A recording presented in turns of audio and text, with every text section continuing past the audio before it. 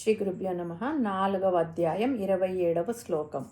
ఓం సర్వాణీంద్రియ కర్మాణి ప్రాణ కర్మాణి చాపరే ఆత్మ సంయమ యోగాగ్నౌ జుహ్వతి జ్ఞానదీపితే.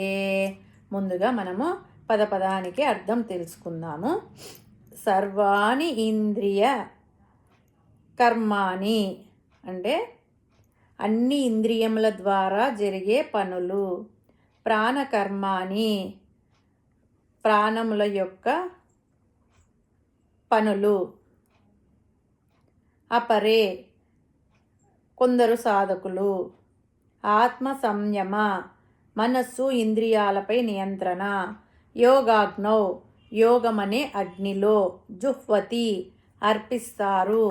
జ్ఞానదీపితే జ్ఞానంతో ప్రకాశించే. పరమాత్మ ఏమంటున్నాడంటే ఇది మరొక యజ్ఞము.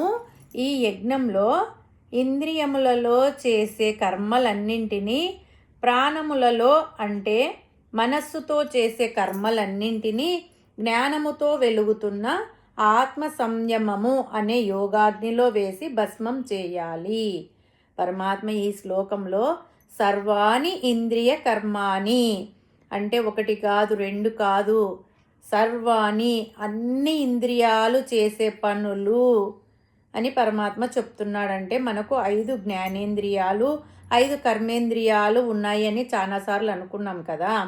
జ్ఞానేంద్రియాల పనులు, కర్మేంద్రియాల పనులు ఈ ఇంద్రియ కర్మలన్నింటినీ తీసుకొని, అలాగే 5 ప్రాణాలు, ప్రాణము, అపానము, వ్యానము, ఉదానము, సమానము అనే 5 ప్రాణాల యొక్క కర్మలను ప్రాణకర్మాని చాపరే.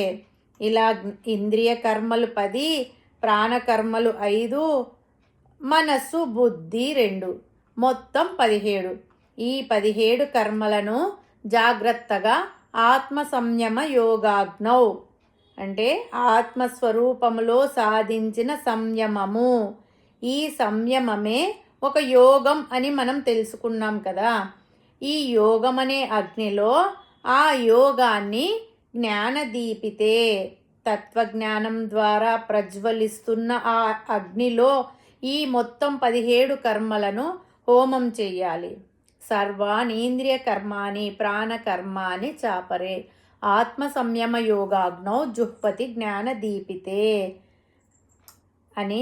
ఇంద్రియ కర్మలు 12 అంటే మనసు బుద్ధితో కలిపి, ప్రాణకర్మలు 5 మొత్తం 17.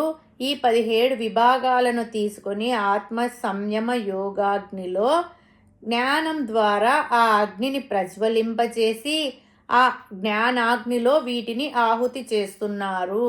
ఇది ఒక యజ్ఞం. ఏమిటి ఈ ఇంద్రియ కర్మలు, ప్రాణకర్మలు? వాటిని తీసుకొచ్చి ఆత్మ సంయమ యోగాగ్నిలో వేయడం ఏమిటి?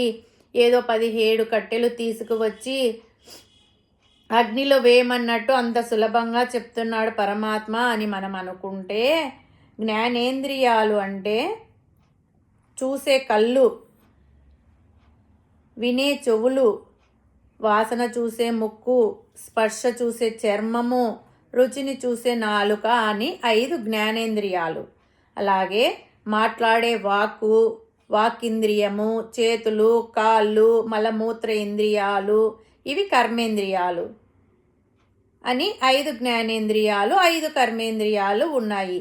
5 జ్ఞానేంద్రియాలకు 5 పనులు, 5 కర్మేంద్రియాలకు 5 పనులు, ఒక్కొక్క ఇంద్రియానికి ఒక్కొక్క పని. వీటన్నింటిని నియంత్రించే ఒక మనస్సు చేసే పని సంకల్పించుకోవడం. అంటే ఇది బాగుంది, బాగాలేదు అని విచారణ చేసుకోవడము. ఆ మనస్సు వెనకాల ఉండే బుద్ధి అంటే నిశ్చయం. అంటే ఇది నేను అనుకున్నాను, నాకు ఇది కావాల్సిందే, ఇది నేను చేయవలసిందే అని నిశ్చయాన్ని చేసేది బుద్ధి. ఇవి మొత్తం 12. ఇవి చేసేవి 12 పనులు. ఇవి కాక మన శరీరంలో ఉండే 5 వాయువులు అంటే వీటిని 5 ప్రాణాలు అని కూడా అంటారు, 5 వాయువులు అని కూడా అంటారు. ప్రాణం, అపానం, వ్యానం, ఉదానం, సమానం అని 5 వాయువులు. అందులో ప్రాణం అనే వాయువు యొక్క పని ఈ శరీరాన్ని నిలబెట్టడం. ప్రాణం లేని శరీరం నిలబడదు.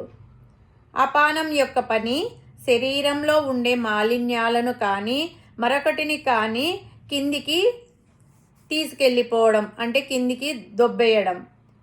వ్యానం అనే వాయువు యొక్క పని మన శరీరంలో మనము చేసే ప్రతి పని ఈ వ్యానం అనే ద్వారానే చేస్తుంది. అంటే మనం చేతులు చాచినా, బరువులు ఎత్తినా, ఏది చేసినా ఈ వ్యానం చేసే పని ద్వారానే వస్తుంది. 4వది ఉదానం. ఇది మొత్తం మీద ఒక్కసారే పని చేస్తుంది, ఊర్ధ్వ గమన హేతువు. 5వది సమానం అనే వాయువు.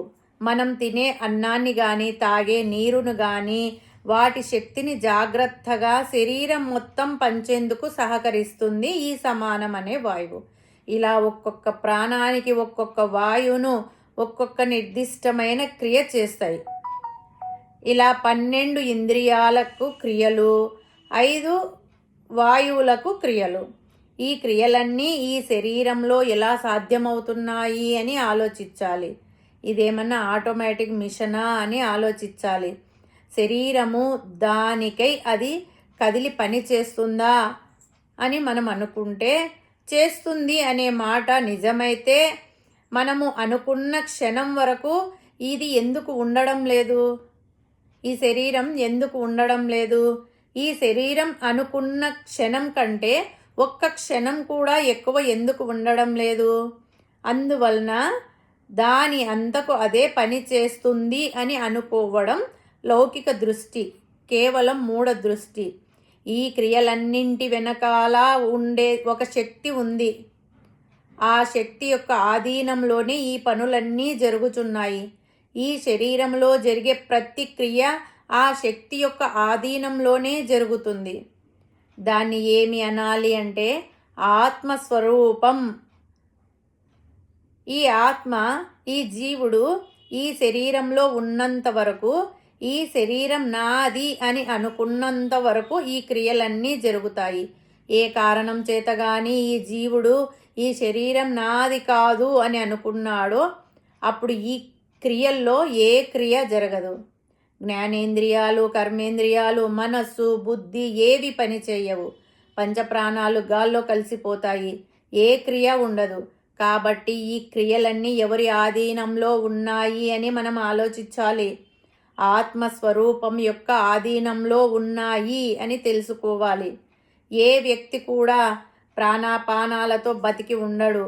ఆ ప్రాణాపానాలను దాటి పంచప్రాణాలను కూడా నిలబెట్టి ఉంచే ఆత్మస్వరూపం వలన మాత్రమే బ్రతికి ఉంటాడు.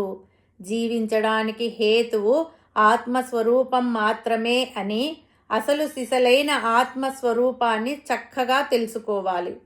ఈ తెలుసుకోవడాన్నే పరమాత్మ జ్ఞానదీపితే అంటే జ్ఞానముతో చక్కగా వెలుగుతున్న ఆత్మ సంయమ యోగం. ఈ జ్ఞానం బలంగా వచ్చినట్లయితే, ఈ జ్ఞానముతో అగ్ని ప్రజ్వలిల్లినట్లయితే, ఈ జ్ఞానం మీద మనకు విశ్వాసం పెరిగినట్లయితే ఇంద్రియ నిగ్రహం కావచ్చు, మనో నిగ్రహం కావచ్చు, ఏకాగ్రత కావచ్చు, అన్ని వాటంతటవే సిద్ధిస్తాయి. సిద్ధిస్తే ఆత్మ సంయమ యోగ అనేది వస్తుంది. అప్పుడు జ్ఞాన దీపితమైనటువంటి అంటే తత్వజ్ఞానం ద్వారా తెలుసుకున్న ఇటువంటి ఆత్మ సంయమ యోగాగ్నిలో ఈ క్రియలన్నీ లయించిపోతాయి. క్రియలేవి మిగలవు. ఈ క్రియలన్నీ నడిపిస్తున్న ఆత్మస్వరూపాన్ని మాత్రమే నేను తెలుసుకోవాలి. ఆత్మస్వరూపం తెలుసుకోవడం కోసమే నేను ప్రయత్నం చేయాలి అని సాధకుడు అనుకొని తెలుసుకోవడం కోసం ప్రయత్నం చేయాలి. కాబట్టి పరమాత్మ ఇటువంటి యజ్ఞాల గురించి మనకు సూచన చేశారు. మనం ఈ సూచనలను కనీసం అర్థం చేసుకుంటే చాలు. అర్థం చేసుకునేటువంటి శక్తిని మనకు ప్రసాదించమని ఆ పరమాత్మను వేడుకుందాము. హరి ఓం తత్సత్.